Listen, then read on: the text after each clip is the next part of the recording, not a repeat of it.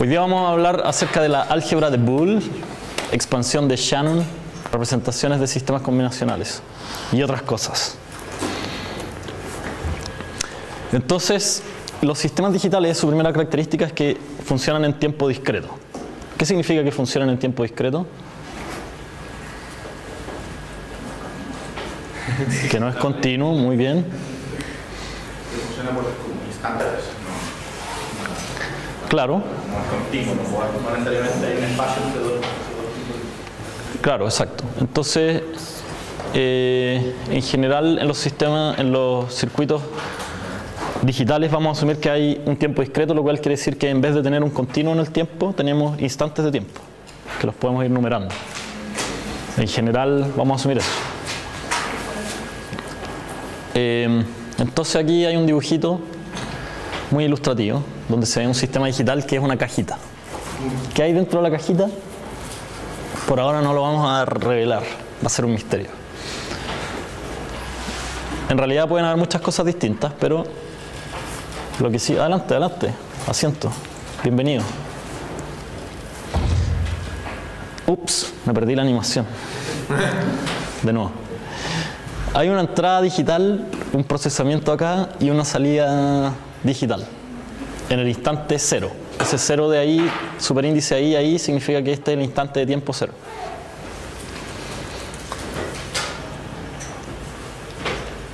Les puedo adelantar que estos engranajes son solamente metafóricos, no hay engranajes ahí adentro.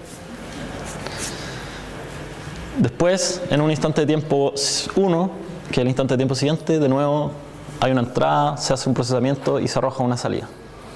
Y así sucesivamente. Ya. Otra característica del sistema digital es que las entradas y las salidas son digitales. ¿Qué significa eso?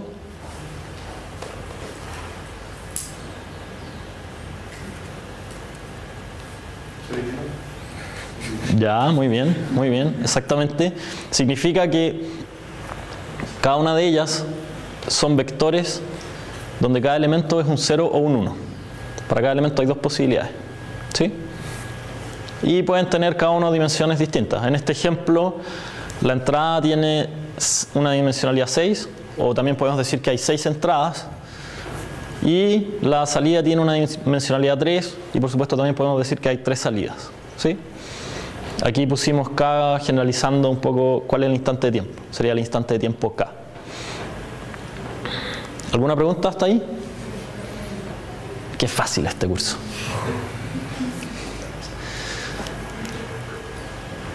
Un primer tipo de sistemas digitales que nos va a interesar son los sistemas combinacionales. Adelante, asiento. Por ejemplo, en el caso de que pueda ser más que 0,1, cuando uno cuenta la salida, o sea, por ejemplo, si uno hace 0,1, así como cuestiones cuánticas, Ya. en el electrónico, esa cuestión, Ya. donde ahí cuentan 3 como bits. Ya. Entonces ahí las salidas se cuentan como, por ejemplo, si es, se cuentan igual, así si es 0,1, o sea, no es que contábamos recién 3 salidas. Ya. Eso me da 8 posibles combinaciones. Claro. Ya, entonces, si tuviera 16 posibles combinaciones, ¿se cuentan como que fueran 4 salidas? O si esas 16 posibles combinaciones, supongamos que me dan de 4 por 4, entonces son 2 salidas. Pero de 4 posibles. ¿Me estás hablando del caso cuántico? Sí, o de un caso genérico de que pueda haber más. Es que en este curso no vamos a hablar de otros casos. Vamos a hablar solamente de los casos digitales. Yo reconozco que no sé mucho de computación cuántica o de... Pero en sistemas en general, uno podría tener distintas salidas con... En este caso cada salida es binaria, ¿cierto? Es 0 o 1. Pero uno podría tener salidas continuas, por ejemplo. Por ejemplo, si fuesen continuas aquí la salida sería como R3 y igual tendrías 3 salidas. No sé si eso contesta un poco tu pregunta. Sí, eso es. Ya, ok. El semestre pasado le pedí a unos alumnos que hicieran una presentación de computación cuántica como proyecto, pero lamentablemente no pude verla porque tuve que salir al final del curso, así es que si no te haría una mucho mejor respuesta. Pero hay un video por ahí que lo voy a ver. Bueno, como estábamos diciendo, el primer tipo de sistemas digitales que nos va a interesar son los sistemas combinacionales. Y su principal característica es que no tienen memoria. ¿Ya? ¿Qué significa que no tienen memoria? Que no pueden almacenar nada en el tiempo. Ya, ok, eso es una buena forma de verlo. No almacenan nada. Otra forma de verlo es decir que la salida en el instante de tiempo k es una función solamente de la entrada en el instante de tiempo k, en el mismo instante de tiempo. ¿Cuál sería un caso más general? Ese de varias variables hasta k-1, k-2, hasta 1. Perfecto. Perdón, ¿cuál es tu nombre? Benjamín. Benjamín. ¿Y el tuyo? Fernando. Fernando, ya. El caso más general, donde se mantenga al menos una propiedad de causalidad, que es algo que en cualquier sistema físico que yo conozca al menos en general tienen, la salida puede ser función de todas las entradas en el pasado hasta el presente, ¿ya? No el futuro, porque hay causalidad, pero sí esto podría ser, como decía Fernando, función de x en k menos 1, así hasta x en el instante de tiempo 0. Entonces esto ya es un subconjunto bastante restringido, ¿cierto? O sea, es una restricción bastante fuerte, pero es un conjunto de circuitos bastante interesante y bastante importante. Así es que le vamos a dedicar igual un tiempo, o una clase, o no sé, algo así. Algunos ejemplos de este tipo de circuitos son las compuertas lógicas. Por ejemplo, entre paréntesis,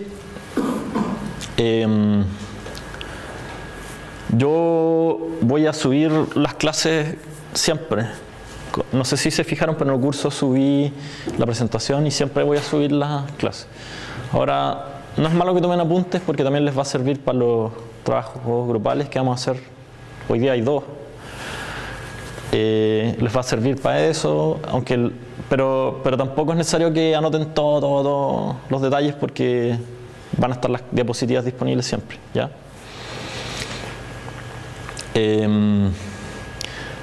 Bueno, las compuertas lógicas, por ejemplo, tenemos esa que es un negador, dice not ahí. Esta que tiene como... ¿qué podría ser eso? ¿Qué forma es esa? Una punta de flecha redonda. Muy bien, una punta de flecha redonda es un OR. ¿Cuál es tu nombre? Enzo. Enzo, muy bien Enzo. Nunca había encontrado algo mnemotécnicamente. Y esta aquí es como una enchufe. Muy bien. ¿Te gusta dibujar? No. Ya, pero tenéis buena memoria visual. O asociatividad visual. Un enchufe. Qué bueno. El enchufe me gusta. Es un AND. ¿Ya? ¿Alguna pregunta respecto a esto hasta ahora?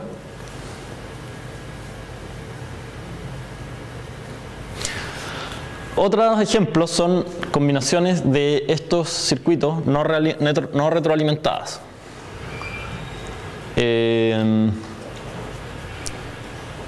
No retroalimentadas significa que si yo tengo alguna compuerta de estas en un circuito, tengo una combinación de varias de ellas, ¿cierto? Y están conectadas entre ellas, pero no voy a tener conexiones que permitan que la salida de una compuerta, pasando por otras compuertas, finalmente llegue a alimentar la entrada de la misma compuerta. ¿Sí? Eso ya deja de ser un circuito combinacional y más adelante van a entender por qué, pero por ahora asumamos que eso es así. Entonces, si solamente tenemos que la salida de una compuerta, siguiendo todos los caminos posibles, pasando por otras compuertas, va a llegar hasta las otras salidas, pero nunca hacia las entradas de la misma compuerta, eso sería una combinación no retroalimentada de compuertas.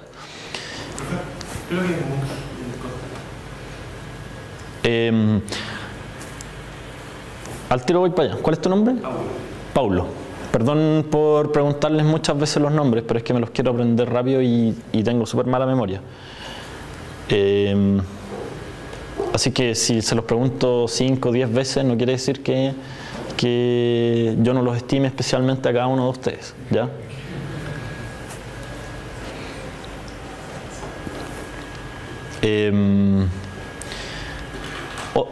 Algunos ejemplos de combinaciones no retroalimentadas son las operaciones lógicas, ¿ya? Por ejemplo, mux, demux, cod y decod.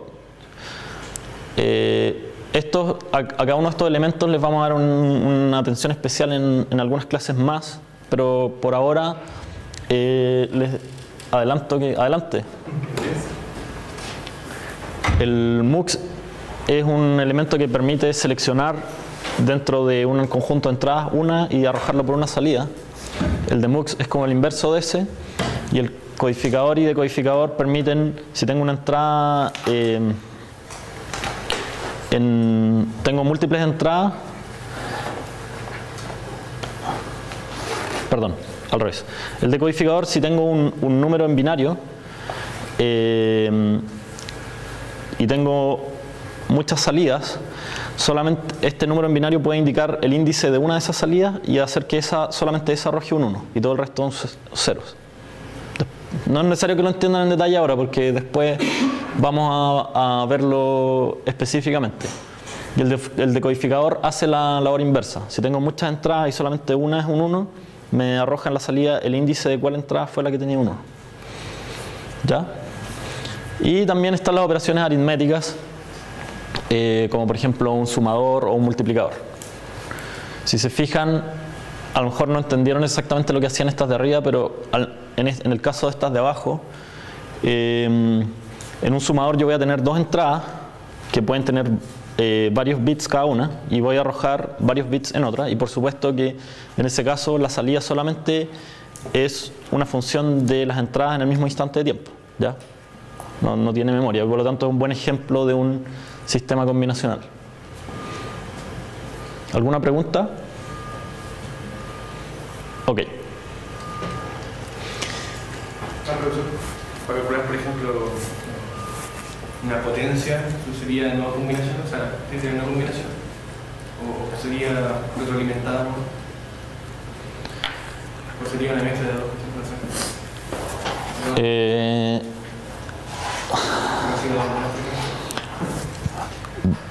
Depende. Espérate. No, desde el punto de vista, un circuito que tome una base y un exponente y te entregue la salida, también es un circuito combinacional. ¿Ya? Ahora, existen implementaciones de algunos de estos que internamente pueden tener algún grado de memoria. ¿Ya? Pero en particular me parece que la potencia también se puede implementar combinacionalmente, ¿sí? Con algunos multiplicadores, pero no estoy seguro. Sí, ya lo dijo, pero ¿por qué se llaman no retroalimentados? Porque dada una compuerta, cualquier compuerta que esté dentro de ellos, si tú sigues cualquiera de sus salidas y ves a cuáles compuertas van entrando y vas siguiendo el camino de la información que se va transmitiendo a través de todas las compuertas, nunca debería producirse que alguna de las salidas de las compuertas más adelante alimente una entrada de esta misma compuerta. Eso sería que haya una retroalimentación. Y eso de alguna manera ya implica que hay una memoria. ¿Ya? Que eso es lo que dijimos que no tienen los circuitos combinacionales. Entonces, si tenemos un camino que solamente va unidireccionalmente avanzando desde las entradas hacia la salida y no vuelve a alguna entrada de una compuerta por la cual ya haya pasado, eso es una combinación no retroalimentada. ¿Sí?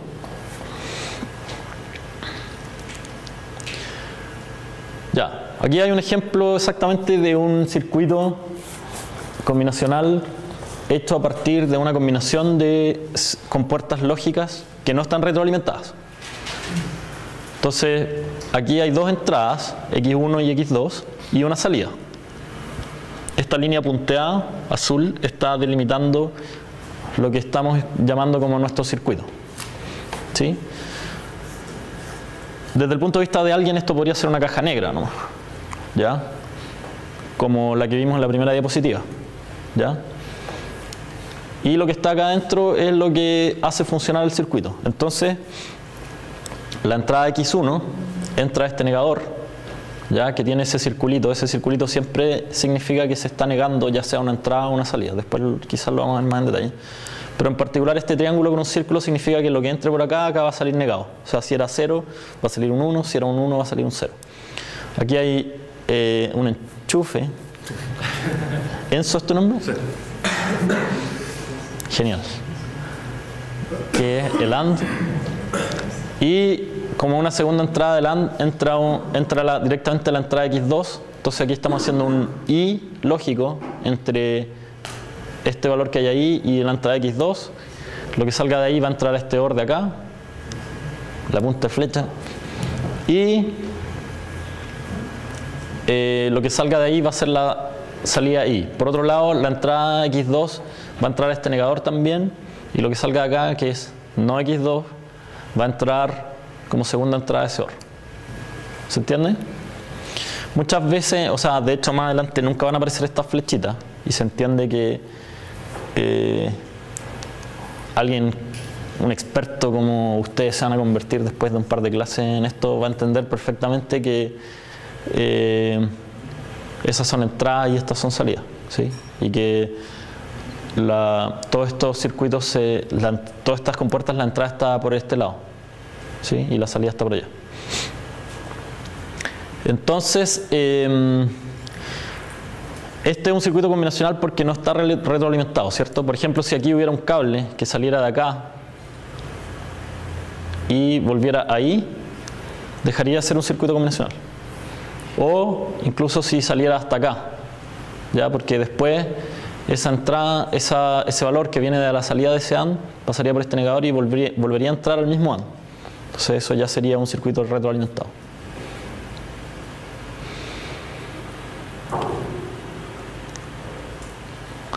Ya, ¿cómo podemos representar un circuito combinacional? Una forma es representando su funcionalidad, ¿ya? Es decir, representando el circuito como una función.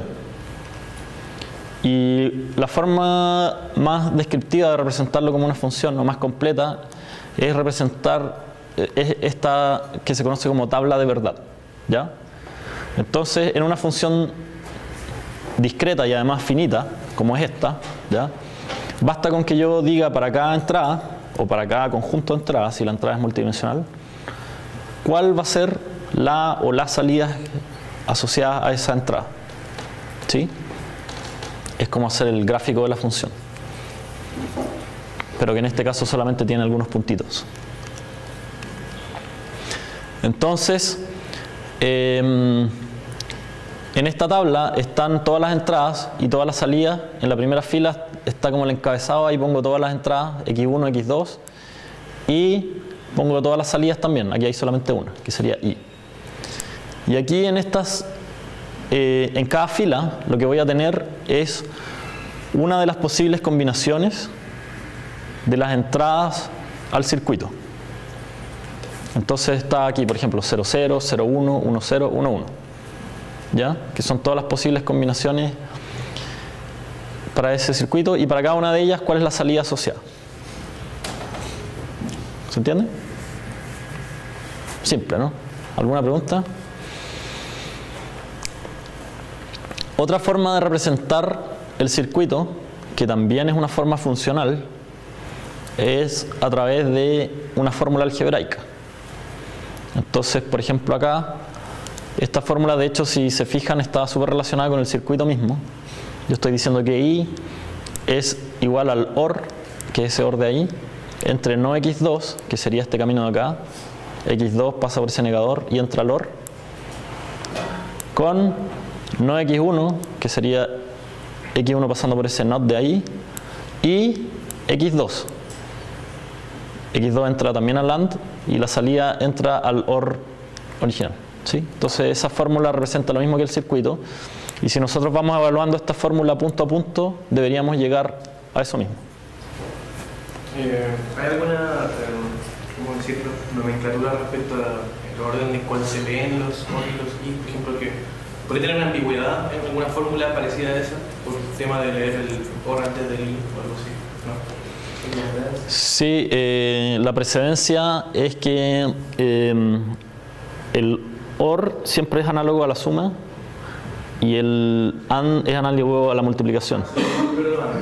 Entonces, claro, el I se ejecuta antes, o sea,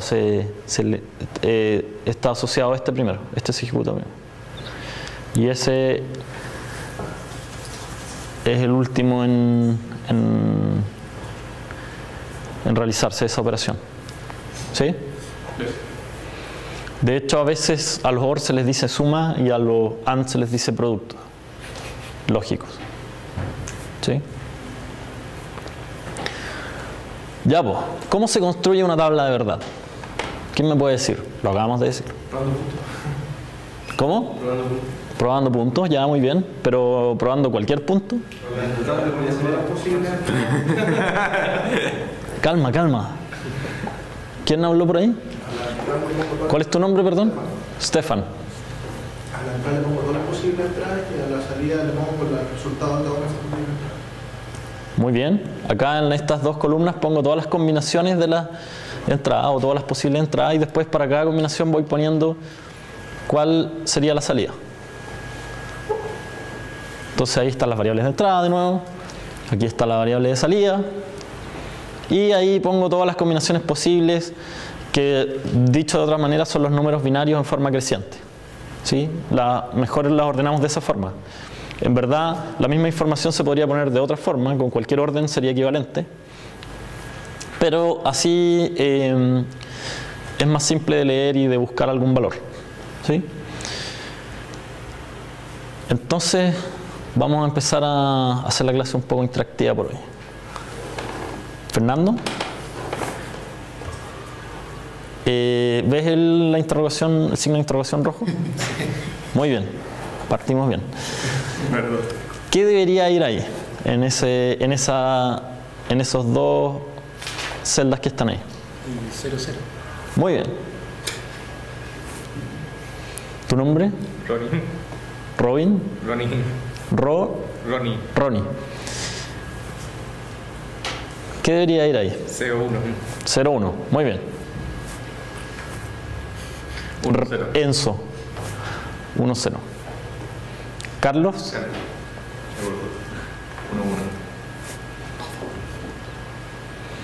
Y ahí deberían ir las salidas correspondientes a cada combinación de entradas. Entonces, ¿tu nombre cuál es? Ivana. Ivana. ¿Ahí qué va? Ah, esto es más difícil. Te tocó lo más difícil. Ya, ¿qué es lo que vamos a hacer aquí? Deberíamos ir viendo, poner aquí en cada una de las entradas los valores que tenemos en esa fila y ir viendo qué va pasando con puerta con puerta. Entonces, ¿quieres explicar un poco qué es lo que pasa? Bueno, ya. Bueno, a mí me gustan las compuertas de arriba abajo, así que Muy bien. en la primera entra, bueno, el Top down. 0, pero el primer no cambia, entonces en el AND hay un 1-0, Ya, muy bien. lo cual nos da un 0. Muy bien. Después, en la misma altura de abajo, entró un 0, pero nos va a quedar un 1, porque pasa por un no. Claro, ahí. Entonces tendríamos la salida para el OR, la entrada, digamos, son un 0 y un 1, y nos da 1. Muy bien. O sea, la salida es un 1. Sí. Excelente. Muy bien. ¿Tu nombre cuál es? Benjamín. Benjamín. ¿Podéis explicarnos qué pasa ahí, por favor? Para el primer NOT, entra un 0 sobre 1, para el AND nos encontramos con un 1 y un 1, lo que nos da un 1. Independiente de qué pasa abajo, como tenemos un 1, tenemos un 1. Muy bien.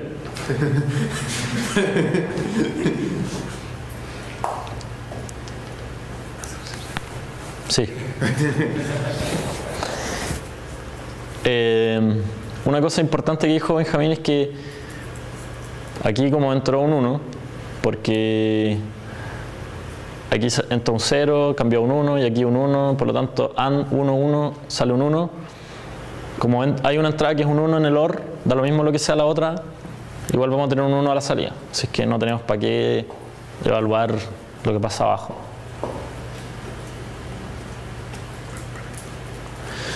Ya. ¿Tu nombre cuál es? Daniel. Daniel. Cuéntanos qué pasa ahí. Bueno, primero el X1 llega como 1 y como pasa por el 2 pasa como 0. Ya. El AND llega a 0 y 0, así que queda 0. Ya. Ahí sale un 0, ok. Queda menos 1, así que el valor queda... ¿Menos 1? O sea, queda 1. Ya. Y en el valor queda 0 y 1, así que queda... Muy bien, perfecto. Que se podría ver directamente porque el X2 al pasar por el NOT llega aquí como...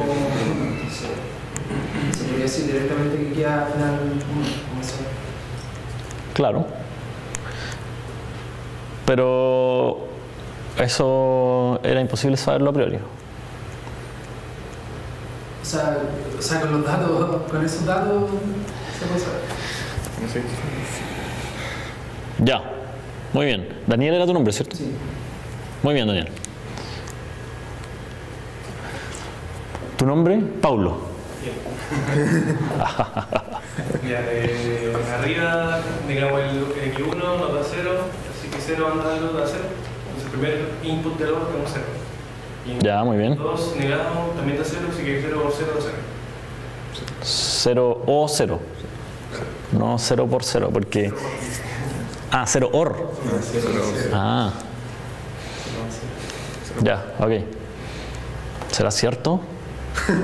¿Hay alguien que desconfíe, que piense que es distinto?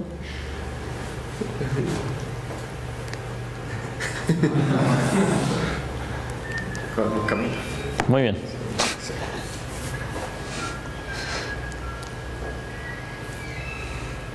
¿Cuál es tu nombre? No, perdón, tú. ¿Cuál es tu nombre? Manuel. ¿Cuántas filas tiene la tabla de verdad en general si tiene n entradas?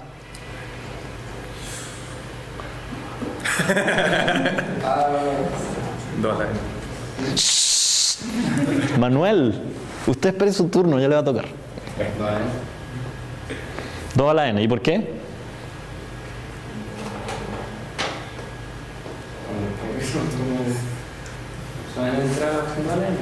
La combinación de... Ya, ok. Por ahí va la cosa. ¿Cuál es tu nombre? Francisca. Francisca. ¿Por qué son 2 elevado a n? Porque son las combinaciones de 0 y 1 de... Ya. ¿Y? O sea, son todas las formas en que puedo ordenar 0 y 1 para n.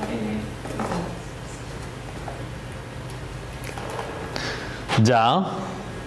¿Y? ¿Francisca es tu nombre? Sí. Ya. ¿Cuál es tu nombre? Cristiano. Cristian. ¿Algo más que añadir? Son todas las, ya sabemos que son todas las posibles combinaciones. ¿Por qué son 2 a la n? ¿Cómo calculo cuáles son todas las posibles combinaciones? Esa es la cantidad de combinaciones posibles. Ya. Bueno, a lo mejor es demasiado obvio si es que nadie lo verbaliza de la forma que yo lo verbalizaría, pero para cada entrada de estas hay 2 combinaciones posibles, ¿ya? Por lo tanto, si yo hago todas las combinaciones, multiplico 2 por 2 por 2 n veces, donde n es el número de entrada, y eso es 2 elevado a n. Es demasiado obvio. Ya. Bien, 2 elevado a n. Y otra cosa también demasiado obvia, pero esto en realidad lo pongo para aprenderme los nombres. Sobre todo ahora que tenemos el dibujo de la flecha y el enchufe, esto ya es absolutamente innecesario.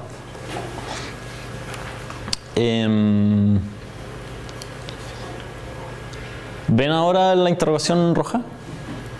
Es como, ¿dónde está Wally? ¿Cristian es tu nombre? Cristian. ¿Qué debería ir ahí? Un 1. Perdón, entre paréntesis, lo que estamos viendo ahora son todas las compuertas que vamos a...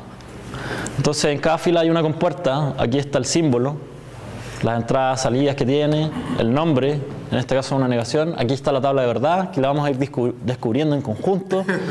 Y acá está la fórmula algebraica. Entonces, como la negación solamente tiene una entrada, hay dos filas, ¿cierto? Y la primera, una para el 0 y una para el 1. En el caso del 0, la salida es un 1. Excelente, muy bien. Estamos empezando súper bien el curso, nadie se ha equivocado. A estas alturas, otros cursos habían errado más de un 60% de las veces. Así que ustedes están muy bien preparados. ¿Tu nombre? Patricio. Patricio, ¿qué va ahí? 0. Excelente. Ya. ¿Matías? Matías es el que está a cargo de la cámara, por eso lo conozco con anticipación.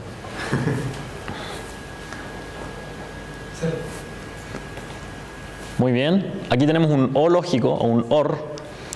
Y 0 o 0 es 0. Muy bien.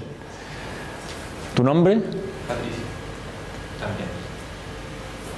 Esto me están tratando de confundir. Ya, ok. Este es como memorice.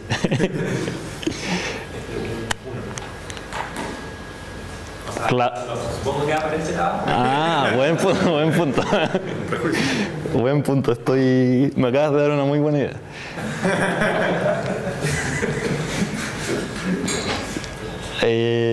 Claro, 0 o 1 es 1.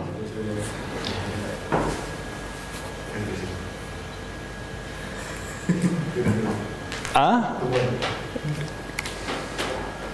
¿Stefan? Vamos.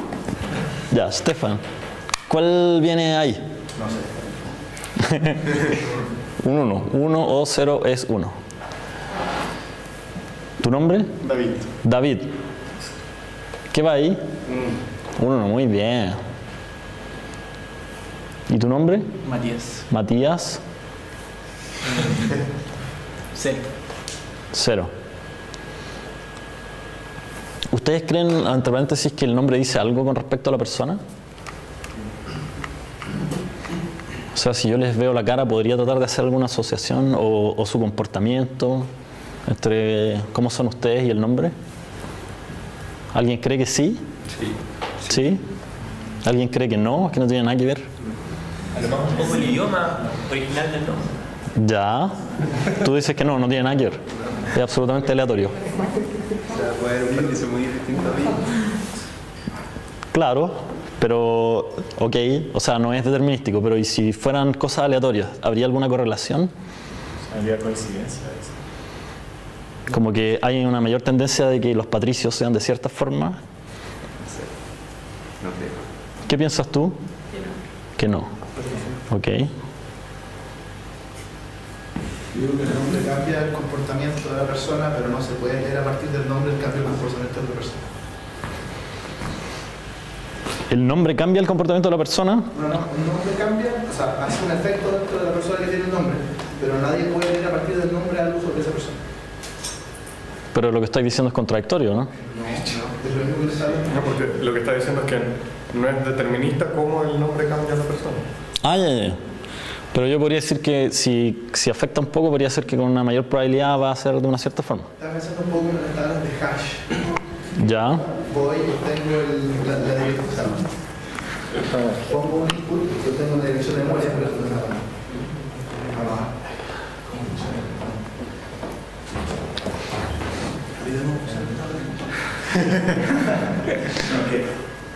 Dale. Inserto una clave y se encripta, pero si yo tengo la encriptación no puedo tener la clave de vuelta. Ok. O sea que el nombre tiene un efecto sobre la persona y la persona, pero a partir del nombre yo no puedo leer cómo ese nombre cambió a esa persona. Tiene la función inversa. Pero por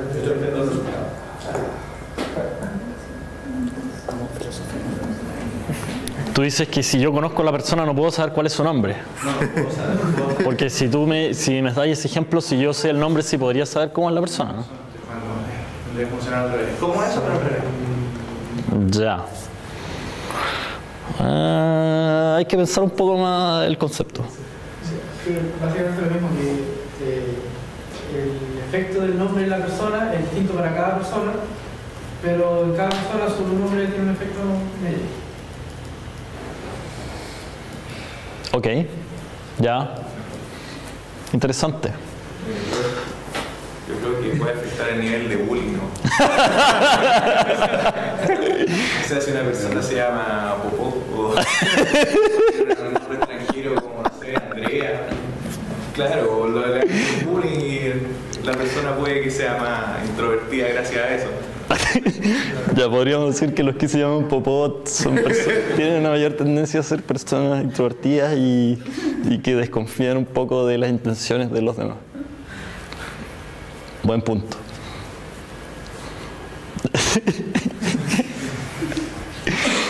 Ya.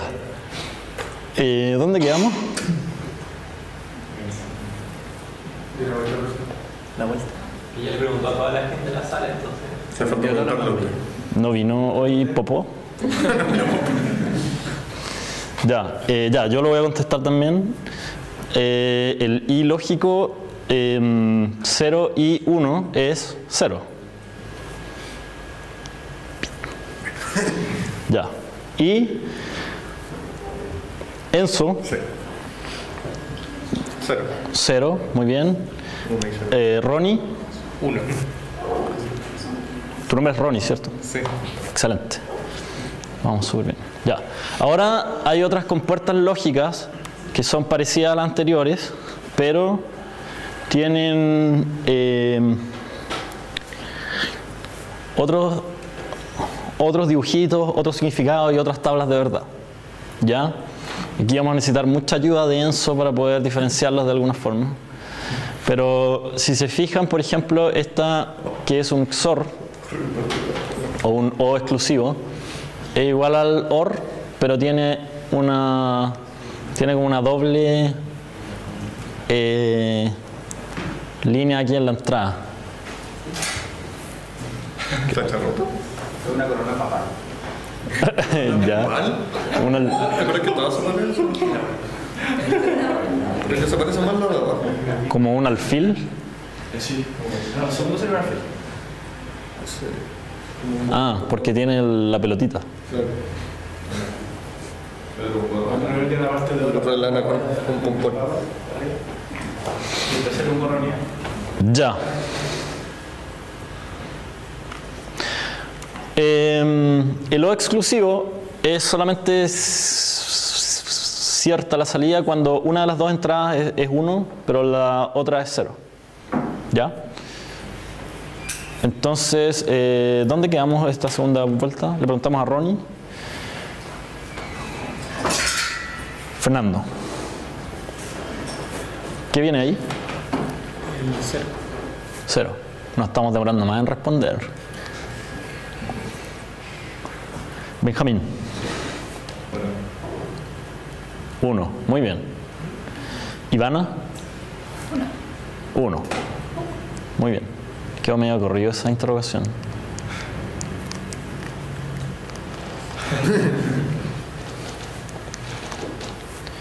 Carlos. 0. 0. Muy bien.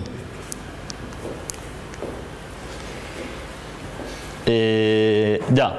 Después acá tenemos dos compuertas que son exactamente iguales a las compuertas OR y AND que vimos en la diapositiva anterior, pero como tienen este circulito maligno aquí a la salida, lo que va a ocurrir es que la salida se niega, ¿ya? Entonces, David. Daniel. Ya, muy bien, Daniel. Paulo. 0, muy bien. Manuel. 0, muy bien, Manuel. Francisca. 0, muy bien. Y Cristian.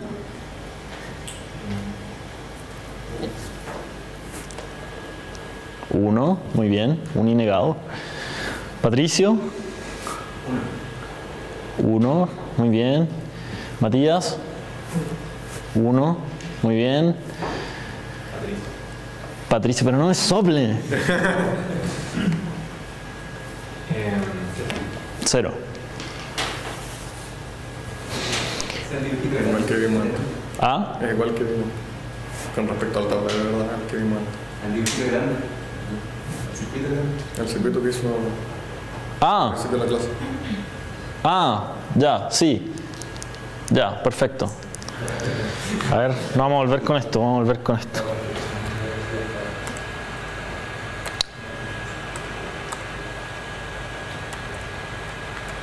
¿y cómo es la cosa?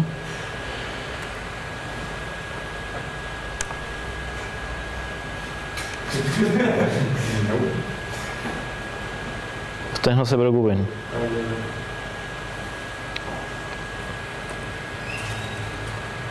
Claro, exacto.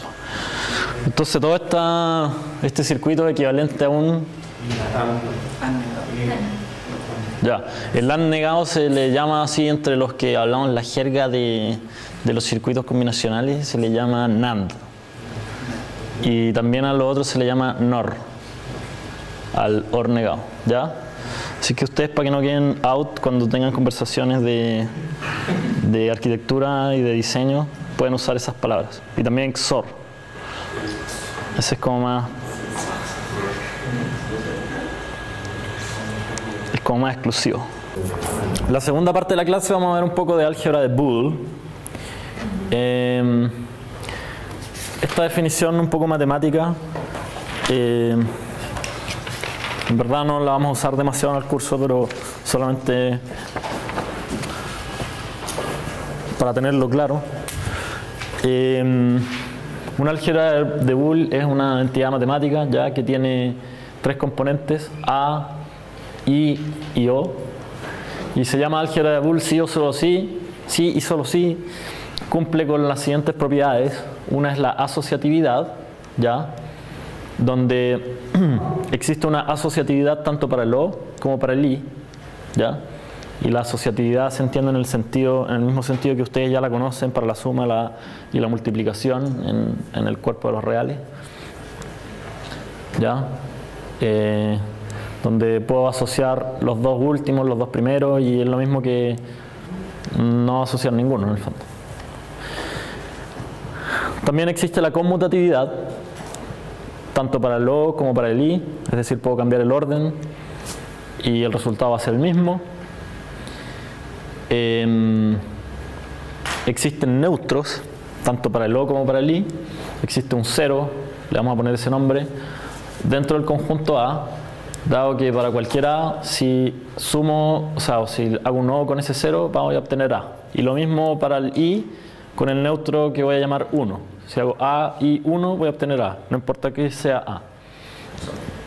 También hay distributividad, y aquí quizás es la primera propiedad donde la analogía con el cuerpo de los reales no es exactamente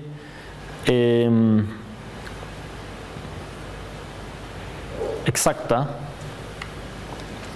porque en el cuerpo de los reales estábamos acostumbrados a que haya un tipo de distributiva, que sería la primera, ¿ya? Donde tengo un producto, donde tengo un elemento que está multiplicando a una suma, y ahí distribuyo, ¿ya? Que sería este resultado acá. Pongo ese elemento y el primer elemento de la suma lo sumo con el primer elemento y el segundo elemento de la suma. Pero acá además tenemos una distributividad como al revés, donde ahora lo que queda acá afuera es el O y acá adentro es el I. ¿Ya? Y en los reales no ocurre eso, ¿cierto? Y es absolutamente análogo al anterior.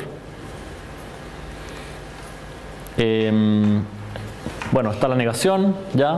Donde para cada elemento siempre está su negado.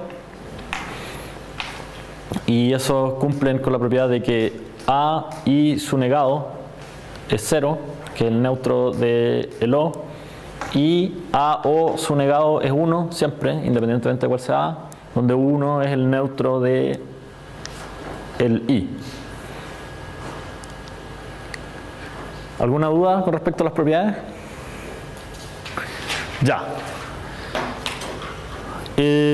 Dado esas axiomas o propiedades básicas del álgebra de Boole, podemos demostrar estos teoremas que están acá.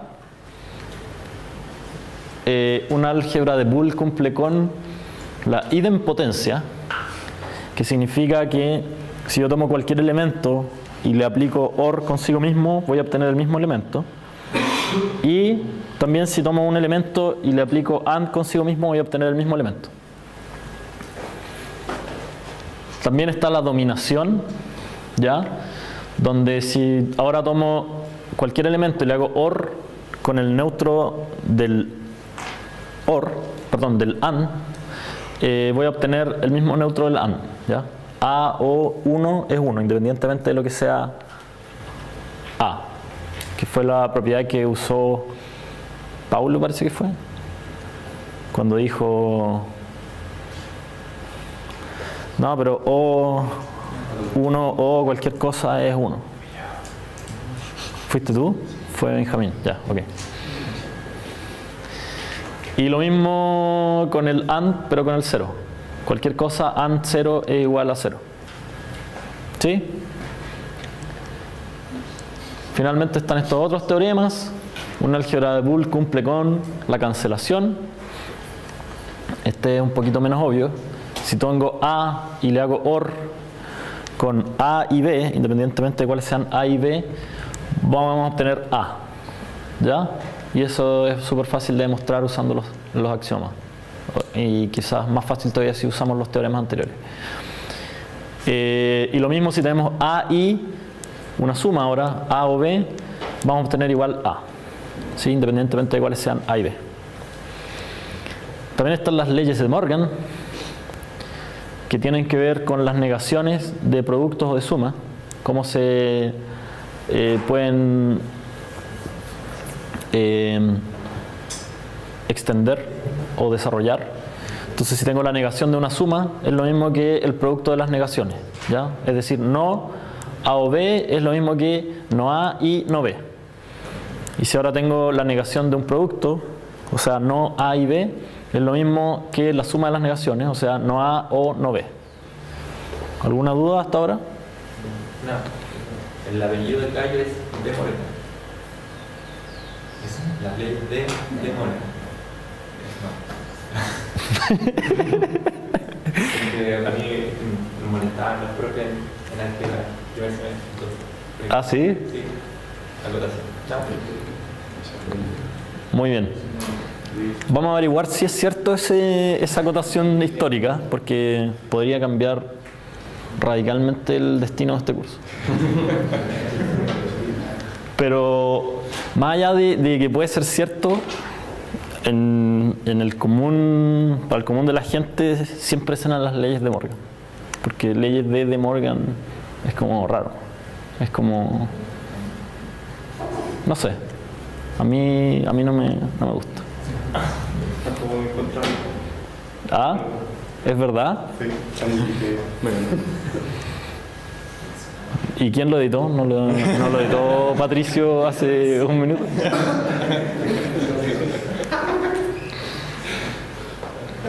Bueno,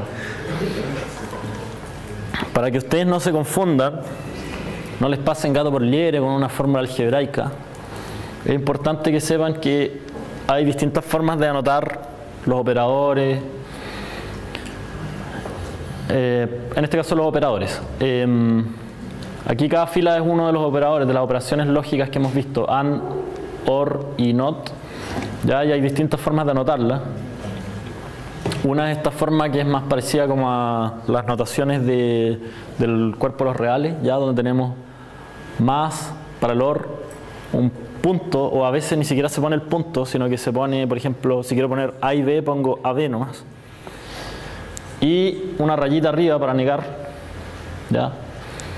está esta notación que es más del estilo de conjuntos, donde pongo como una U para el OR, una U invertida para el AND y un prima para el NOT. Está esta notación que es la que hemos visto todo el rato, que es como la más netamente lógica, que es esta como una flechita para abajo. Corrígeme por favor, Enzo, si esa no es la mejor figura. ¿Una V? Claro, una B, muy bien. Un gorro para el AND y una ceja para el NOT. Eso ya es una cosa que generacionalmente me dejó totalmente fuera. Esta es una notación como de lenguaje de programación para bitwise. Bit a bit sería como una barra para OR, un ampersand para AND y una cola de chancho para NOT. Y finalmente, también lenguajes de programación, pero cuando estamos trabajando con booleanos, 2 barras para OR, 2 ampersand para AND y una exclamación para NOT. Son distintas notaciones, así que ustedes no se dejen embolinar la perdiz. Ahora vamos a pasar a la parte central de la clase. Estamos súper atrasados. Que es el diseño de circuitos combinacionales. Entonces la pregunta es, si tengo una tabla de verdad que está describiendo lo que hace un circuito, ¿cómo puedo llegar a diseñar un circuito en términos de cuáles componentes tengo dentro del circuito y cómo las voy a conectar? ¿Ya? Entonces, lo que vamos a hacer es agregar un paso intermedio, que es, a partir de la tabla, encontrar la ecuación algebraica que puede describir esa tabla, o una de las posibles ecuaciones algebraicas que describen esa tabla, y después, a partir de la ecuación, obtener el circuito. El segundo paso es el más fácil. ¿A alguien se le ocurre cómo podría ser?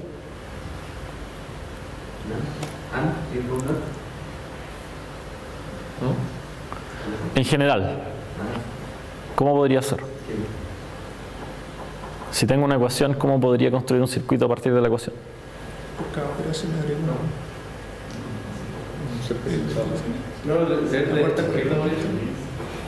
Claro. Fernando dijo algo que es la respuesta correcta. Por cada una de las operaciones que hay aquí, por cada uno de los operadores, yo agrego una compuerta y después para conectarlas veo la precedencia. Entonces, por ejemplo, todas las entradas que tienen un NOT implican que voy a conectar directamente la entrada con un negador, porque es el que tiene la precedencia más directa. Y después voy a conectar los AND y al final voy a conectar los OR, a menos que tenga paréntesis. Y obviamente ahí respeto la precedencia que me dan los paréntesis. Pero la parte que no es tan directa quizás es la obtención de la ecuación. Hola. Adelante. La obtención de la ecuación, entonces, lo que voy a hacer es, para poder obtener la ecuación a partir de la tabla, lo que voy a hacer es buscar en la salida todos los unos que hay. ¿Ya? Y para cada uno de esos unos, ver cuáles son las entradas correspondientes. Entonces, por ejemplo, ese es el primer uno y esas son las entradas correspondientes. Y lo que voy a hacer es escribir una ecuación como un producto de las entradas, de todas las entradas, que pueden estar negadas o no negadas, de manera que sea cierto solamente si, solo si las entradas valen lo que me está diciendo esta fila. Entonces, el producto en este caso sería no x1 y x2. Y con eso, esa ecuación va a ser cierta si, solo si x1 vale 0 y x2 vale 1. ¿Sí? ¿Alguna duda con respecto a eso? ¿El producto de las entradas se refiere a ocupar el operador i? Sí. con producto nos estamos refiriendo a usar el operador i. Y si son más de 2 entradas, hay que usar más de un i. Como hay 2 entradas aquí, se usa un i, pero si fueran 3, uso 2 i. Y así sucesivamente. ¿Alguien más? ¿Más preguntas? Ya. El siguiente uno es ese que está ahí. Esas son las entradas asociadas. Y por lo tanto, la ecuación correspondiente es x1 y no x2. ¿Sí? Como una regla general, entonces simplemente lo que hay que hacer es ver cuáles entradas tienen un 0 y esas las pongo negadas. Las que tienen un 1 las pongo sin negar y concateno todos con i. ¿Sí? Ese es el producto que va a hacer que esto se haga 1, sí, solo sí. Digamos que esta ecuación se haga 1, sí, solo sí. Las entradas tienen esos valores de ahí. ¿Está claro? ¿Alguien no entendió todavía? ¿Tiene alguna duda? Ya. Y lo que voy a hacer después es tomar todos los productos que obtuve con esta metodología, que van a ser tantos como unos hayan en la columna de la salida, y los voy a sumar con un gran R. ¿Ya? Entonces eso es lo que va a quedar en este caso. ¿Sí? Ahí está ese de ahí, y acá está ese de acá, y ese es el OR que está ahí. Se achicó un poco, pero es el mismo. Y por lo tanto esta es la ecuación que me va a decir como me va a representar exactamente esta tabla de verdad. Es una de las posibles ecuaciones. Esta ecuación se conoce como una suma de productos, ¿ya? Y esta metodología es la metodología de suma de productos. ¿Ya? Entonces,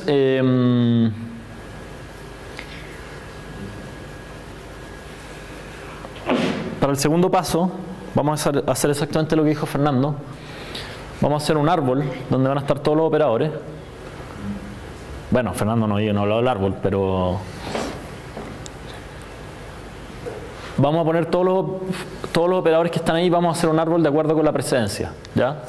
En las hojas del árbol van a estar las entradas y en los nodos van a estar los operadores. Entonces, por ejemplo, el operador que tiene menos precedencia o más precedencia, no sé.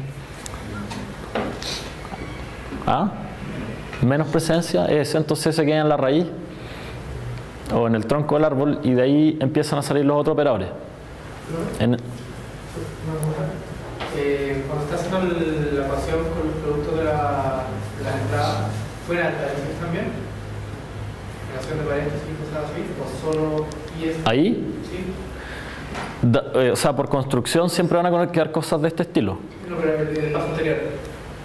Cada una de las... Ahí. Tengo varias entradas, todas tienen que estar conectadas por i. Claro, pero como hay asociatividad, da lo mismo si pones o no pones paréntesis. Pero no puedo negar el paréntesis. ¿Negar todo el paréntesis? No. Un paréntesis, por ejemplo, tengo 3 entradas, 2 las pongo en paréntesis, las niego antes y la tercera entrada. O sea, eso no sería seguir exactamente este método que estamos enseñando. En este método se niega cada entrada por separado o no se niega. Pero el AND no está negado. ¿Sí? Ya. Entonces hago el árbol y una vez que ya está hecho el árbol, es trivial construir el circuito porque cada nodo se va a transformar en una compuerta y cada arco se va a transformar en un cable. ¿Sí? Y finalmente de la salida, del tronco va a salir la salida. ¿Sí? ¿No estáis muy convencidos, Patricio? ¿Sí? ¿Está todo bien? Ok. ¿Te quedaste pensando en las leyes de De Morgan? No, estaba pensando en el ejercicio que ya ya. Existen algunas... las ecuaciones a las cuales vamos a llegar acá pueden ser no exactamente quizás las más óptimas, desde el punto de vista de la cantidad de compuertas que vamos a tener. Y es súper importante tratar de minimizarlas porque cada compuerta tiene un costo económico, energético, ecológico, etc. ¿Ya? Entonces, a nosotros nos va a interesar reducir la cantidad de compuertas y por lo tanto vamos a querer simplificar estas ecuaciones al máximo. Ojalá tratar de dejarla con la menor cantidad de compuertas posible. Entonces, uno con creatividad y a lo mejor usando otros métodos podría quizás llegar y encontrar al tiro una forma, una ecuación más simplificada, pero si uno no tiene esa creatividad o quiere hacer quizá un software que haga esto automáticamente, necesita como una metodología sistemática. Hasta aquí la metodología está bastante sistemática, o sea, uno podría no tener mucha idea de qué significa cada una de estas cosas y sin ninguna creatividad igual puede llegar a esta fórmula, teniendo la tabla, ¿cierto? Con la metodología que hemos visto. Y aquí sí que hay que empezar a aplicar un poco de, entre comillas, reconocimiento de patrones, pero vamos a ver un par de reglas que nos sirven para simplificar estas ecuaciones. Una es si tenemos dos expresiones B y W que son funciones de todas las entradas en general y por lo tanto en particular podrían ser funciones de solamente algunas de las entradas,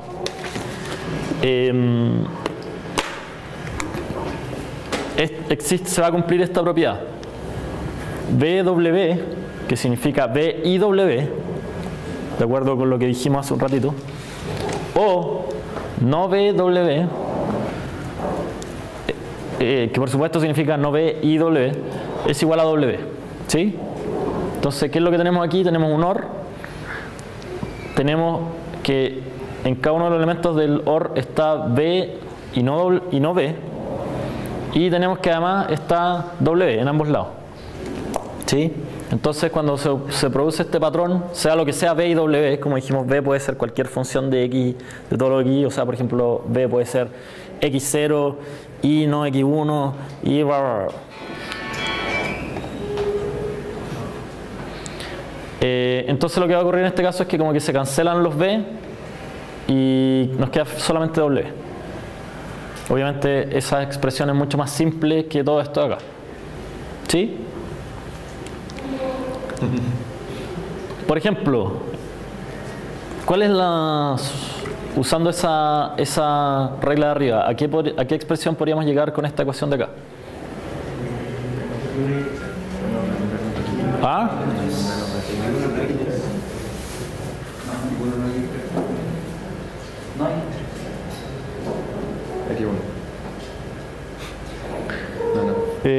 La respuesta correcta es la que dijo Patricio, es X1 y no X3, ¿sí? Porque X1 se repite en ambos lados y no X3 también se repite en ambos lados. Entonces, en ese caso, W sería exactamente X1 y no X3 y lo que cambia de un lado al otro es X2. Por lo tanto, X2 sería B corto, ¿sí? Ya, otra forma de simplificar que se puede usar complementariamente con la anterior es la siguiente. Si tengo W, que es una expresión cualquiera, una función de nuevo de todas las entradas, y tengo un patrón del siguiente estilo, XJ y no XK multiplicado por W, o sea, IW, o todo esto de acá abajo, o todo esto de acá abajo, ¿ya? Donde si nos fijamos se repite W en los tres productos y acá vamos a tener tres combinaciones, tres productos de XJ y XK. Uno es XJ no XK, el otro es no XJ XK y el otro es XJ XK. Entonces eso es equivalente a XJ o XK, entre paréntesis, multiplicado por W, ¿sí? En particular, si se fijan, si W es 1, o sea, lo podemos sacar de aquí, esto no es más que la suma de productos del OR, ¿sí? El OR es cierto cuando los dos son 1, o cuando uno es 1 y el otro es 0, o cuando el otro es 1 y el otro es 0, y no es cierto cuando ambos son 0, ¿sí? Ya. Entonces, un ejemplo de simplificación. vamos a seguir nuestra metodología. Ahí iría no x1 y x2. Ahí iría x1 y no x2. Y aquí iría x1 y x2. Si aplicamos OR a todo esto, nos queda esa ecuación de ahí. Y ahora la pregunta es, ¿cuál de las dos reglas podremos aplicar?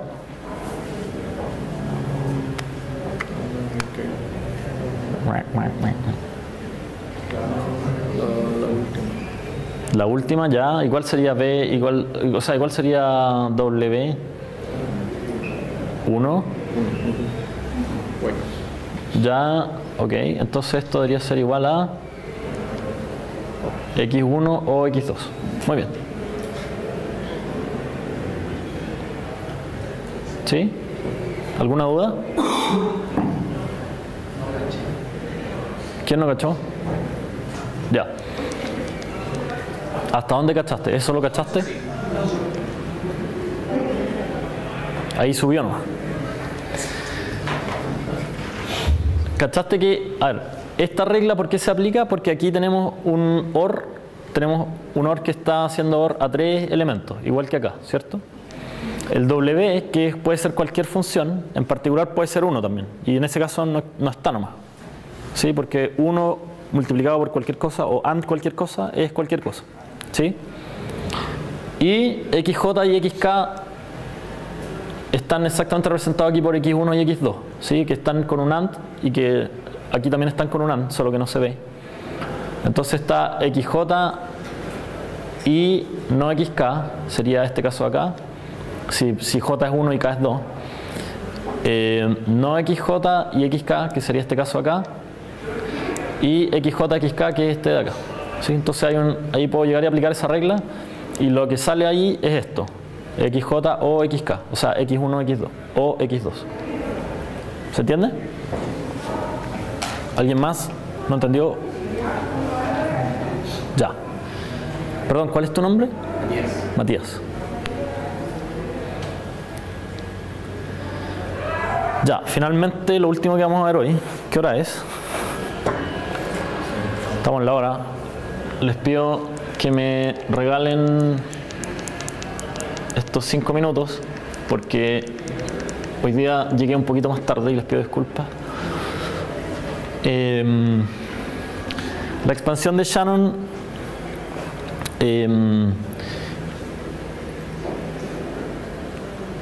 es un resultado que tiene bastante valor teórico y que permite probar algunas de las simplificaciones que vimos antes y hartas cosas más. La vamos a mencionar solamente. Si yo tengo una función cualquiera, ¿ya? De todas las variables de entrada, en particular de x, y, puedo reemplazar esta función por xy multiplicado por la misma función, pero ahora reemplazando el xy por un 1, o no xy multiplicado por la misma función, pero ahora reemplazando el xy por un 0. ¿Ya? Está ese OR, está el xy, el 1, no xy y un 0. ¿Sí? ¿Les queda claro más o menos el patrón? Ya. Vamos a ver como una demostración caso a caso, entre comillas. ¿Qué pasa si xy es 1? Entonces xy va a ser 1, por lo tanto al multiplicarse con f, acá me queda f con un 1. Y acá no x es un 0, por lo tanto todo este término acá se va, ¿sí? Y al hacer OR solamente me va a quedar esto acá. Luego esto, como xy es igual a 1, es igual a eso, ¿sí? Por lo tanto en ese caso se cumple la igualdad. ¿Está claro?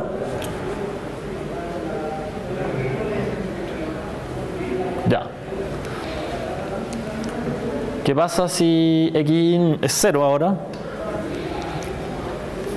Análogamente, x acá va a ser 0, se cancela todo este término acá. Al hacer OR con este va a quedar solamente este término. No xy, como x es 0, va a ser 1.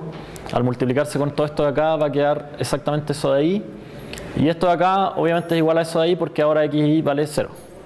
¿Sí? Entonces, hemos demostrado caso a caso que se cumple la expansión de Shannon.